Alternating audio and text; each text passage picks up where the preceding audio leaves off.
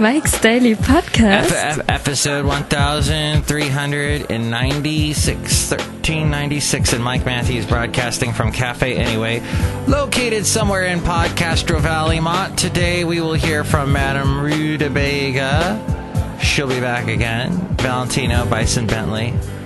I know these people whose last name is Rude, and they really are. So isn't that a thing? Mike's Daily Podcast. Your last name, what does it say about you? Matthews. It means I'm into math, which is not true. Mike's Daily Podcast. Yesterday, I ran into my friends, Nick and Steph. They were walking around. Have you ever seen a treble clef on a music sheet? That's neither here nor there. They were walking their dogs. I walk my dog everywhere. My dog's name is Basil the Boxer. And that was a beautiful song. Mike's Daily Podcast. Yeah, I hadn't seen them in a while. Nick is the one that when he sees me, he goes, "Hey, Mike!" Mike's really loud. Daily. But it was great to see them. Podcast. You know, you have to. Yeah! You have to go and see your friends. You can't just lock yourself up in a tiny little room. You've got to go out and you can't, like here, I'm here with all these people here at Café Anyway, and this door is about to open, and I'm sure someone will walk in. Oops, everybody just left. Oh, here comes someone. Hello, Michael Matthews, it's Madame Rootabega, and I wanted to ask you. What is the matter with you? What do you mean? Something must be wrong with you. Oh. That's a deep question. That's a robust question. Anyway. Anyway. Café Anyway. I tried watching Moana. Oh, look who else walking. Hello there, Mike. This is Valentino, the parking attendant. Wrong. And this is Bison Bentley. Do you know that? Which is a very good thing. Which is a very, very good thing. Trump is going to be dropping in throughout the show today. I know, it's scary. What's he going to say next? I will tell you at the time. I'll keep you in suspense. How is he doing that? How is he... How is he... It's amazing. It makes you go hachi-machi. It's so amazing how Mike does that. You know, and Trump, what do you have to say about me, Mike Matthews? He's a showboat. He's a grandstander. Oh, that's not nice. And here's today's podcast picture. It's of Monterey, my friend. There's a guy named Monterey. No, this is a town called Monterey. It's south of me here from Podcastro Valley, Mont. And I need to go there. I miss it. You know, there's some boats there. There's boats on the water, lightning in the sky, and you can see the boats, and it's beautiful, and maybe walk your dog. Mine's name is Basil the Boxer, and you have a wonderful time down there. Hey, if you want to see a little insight into Monterey, and Pacific Grove is right next to it, there's a bizarre documentary. I think it's called The Man Who Sees UFOs. It's a documentary a young kid made, and it's on Netflix, and it's weird.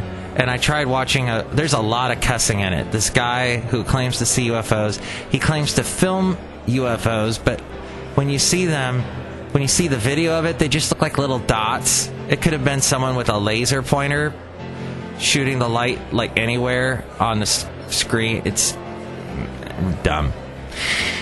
But there's a lot of shots of Monterey and Pacific Grove, and I guess he's kind of a celebrity there. Kind of a nut job. But you know what? It's okay if you're a little bit nuts. And that you... He's nuts! They're nuts! They know nothing! I would also like to tell you that I tried watching Moana, and very colorful, very musical. Within the first 10 minutes... And I'm seeing where this is going. It's got kind of this Lion King feel, only there's a girl in Hawaii somewhere. And there's a song by Tim Finn, who's the brother of Neil Finn in the band Crowded House. In fact, Tim Finn was in Crowded House for a short while. He was also in Split Ends with Neil Finn. Split Ends had the song, I got you, and that's all I want.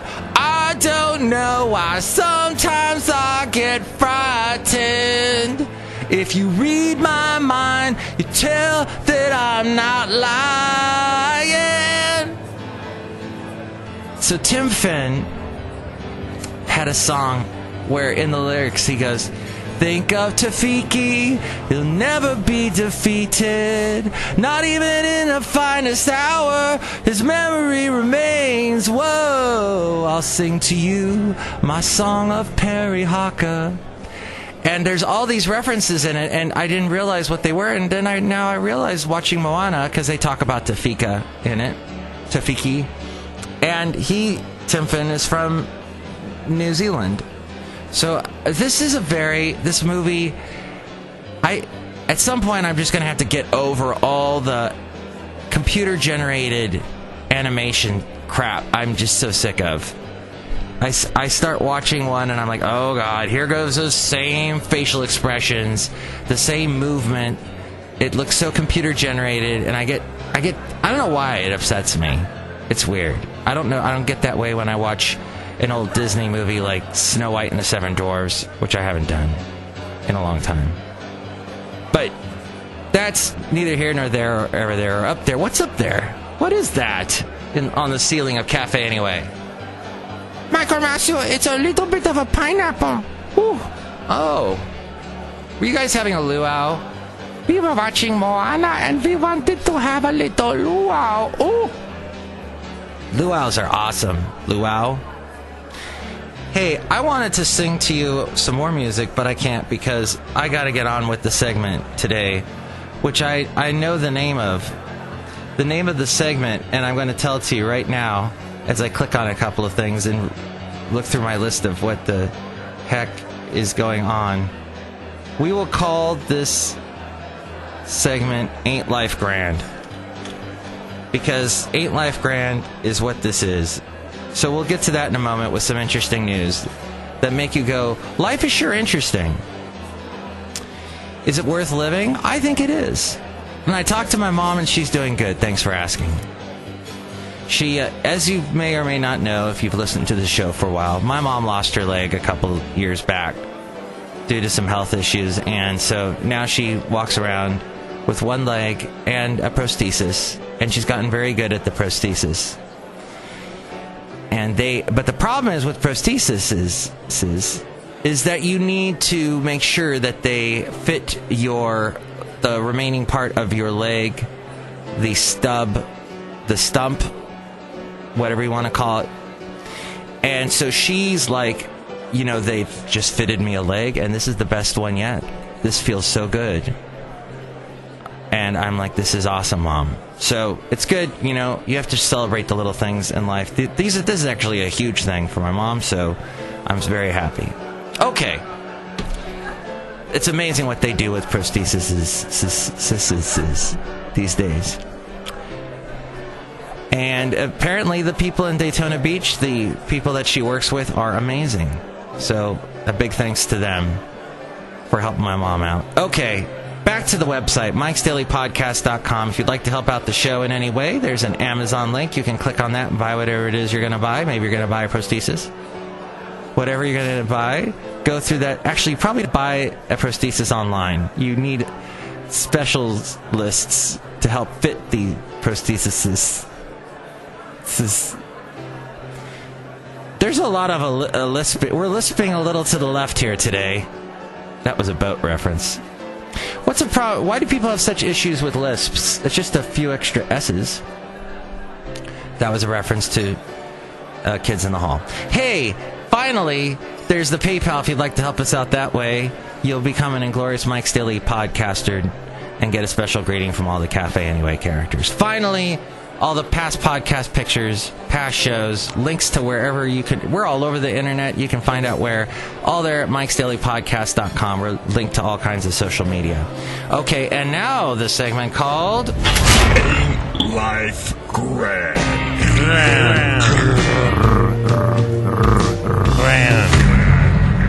President Trump may have held more meetings with Vladimir Putin at the G20 summit earlier this month. Russia's Foreign Minister Sergei Lavrov, he's been so much fun, hasn't he, Sergei? He's told us all kinds of interesting things. What would we do without Sergei? Sergei, everywhere Sergei goes, there's controversy. Or as the British say, how do they say it? The British? Controversy? Wait, they have this funny way of... I can't remember. Back to the show. What happened was Sergei Lavrov, who... Controversy follows everywhere. He shrugged off the importance of the encounters. And they might have met even much more than just 3 times, he said. Maybe they went to the toilet together, he joked. Asked whether the two presidents had other conversations or met in the corridors of the G20 meeting, Lavrov used the analogy of children mingling at a kindergarten. Oh, they are just little children playing around together.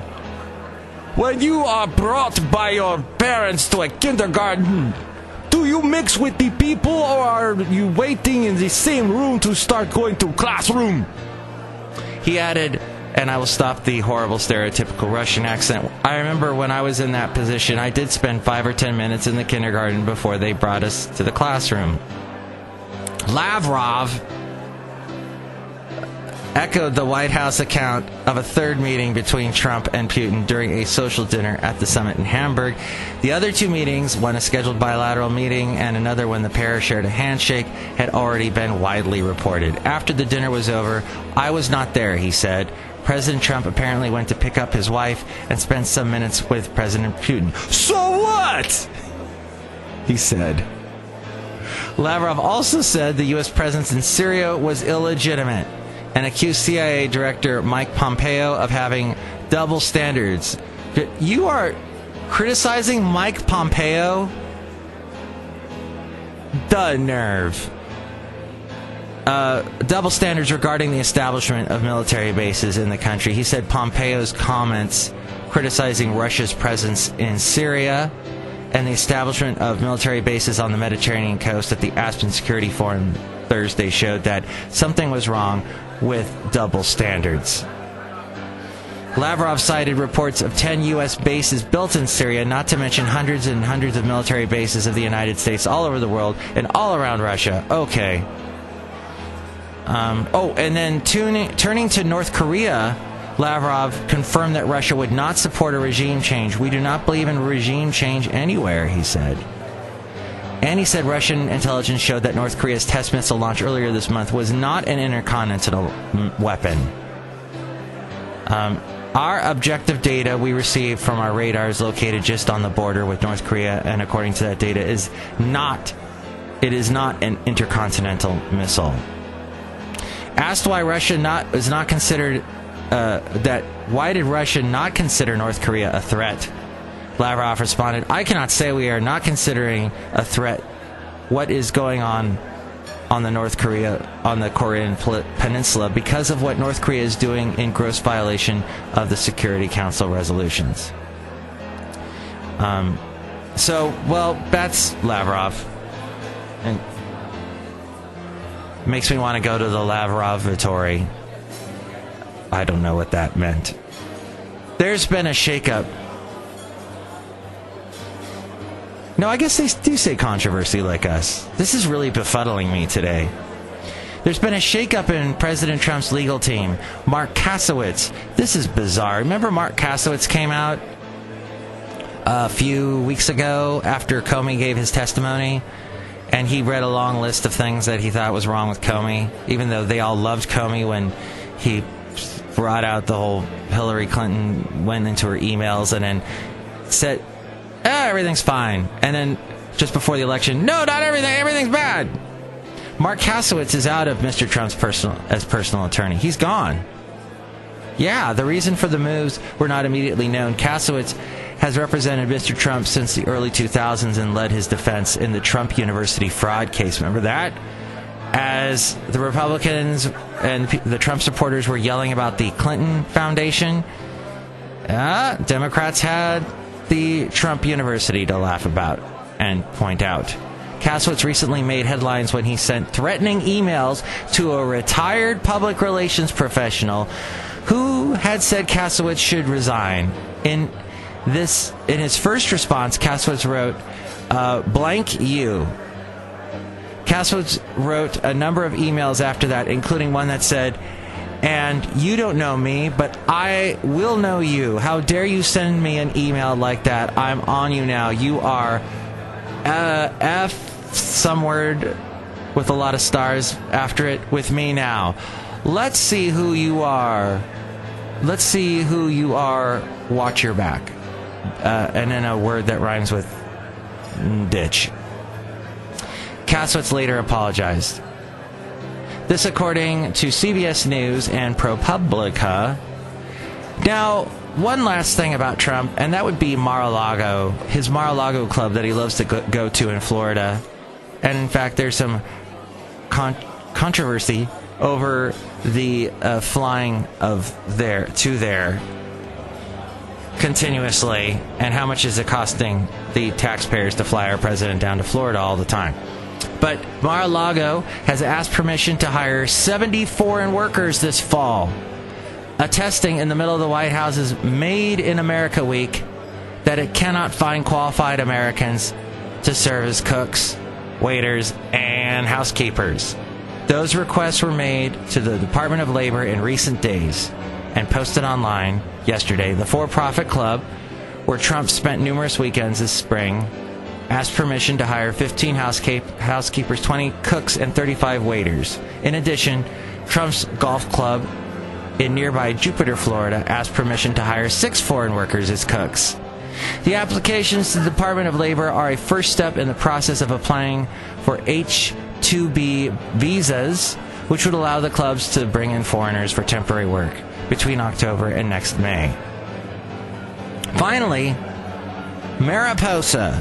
If you go to Yosemite from here, you pass through Mariposa, and I've stopped there for a coffee. In fact, I bought a t-shirt at one of the coffee shops because I liked it. It had like a coffee stain on it, and it was all cool, and then I took it home and washed it, and it was too small. But that kind of thing happens. I think it was called... It's whatever they named that thing that they used to do at Yosemite where they would drop all these coals down this waterfall. It was like a waterfall of fire. I think that's what it is. Fire thread trail, something like that in Yosemite. That coffee, I think is what they call it. But that place was awesome, and Mariposa, however, speaking of fire, is being threatened by it. The battle to save one of California's popular gold rush towns from wildfire appeared to turn in the favor of the fire crews yesterday, as slightly cooler weather and favorable winds helped firefighters hold the advancing flames to nearby hills. Still, parts of the 2,000-person city of Mariposa, a much-visited gateway to Yosemite National Park, remain threatened by the Detwiller fire, as was the smaller community of Coulterville, 30 miles to the north. In between the two towns, along normally scenic Highway 49, the fire had left a blackened moonscape of charred oaks and pine across some 70,000 acres as it continues to grow. Yes, you get used to seeing that, unfortunately, in that area of California. But we wish them all the best. Mariposa. We stayed there. We stayed at a lake house, and the lake water was so warm. Oh, it's lovely. One of the nice things about California. And finally, speaking of California, Elon Musk has got his Tesla not too far. I can throw a rock at it from here. In fact, I'm going to try and do that right now. There we go. I just broke a window at Tesla. I'm going to jail. No, I didn't. Billionaire innovator Elon Musk claimed yesterday that he had received verbal government approval to build a futuristic underground rail system that would take riders from New York to Washington, D.C. in less than half an hour. In a series of mysterious tweets that would not be taken seriously if it were practically any other corporate executive, Elon befuddled the transportation industry with claims that his latest venture is pursuing an ultra-high-speed rail network in the Northwest. He says just received verbal government approval for the Boring Company to build an underground New York, Phil, Balt, DC Hyperloop. He added that the system would ferry passengers from city center to city center in each case, with up to a dozen or more entry-exit elevators in each city. It was not immediately clear what Musk meant by verbal government approval, which carries little weight in a world in which tunneling can require navigating a Byzantine thicket of regulations. According to USA Today, tunneling from New York to Washington would require a gargantuan political feat, not to mention a prodigious amount of money.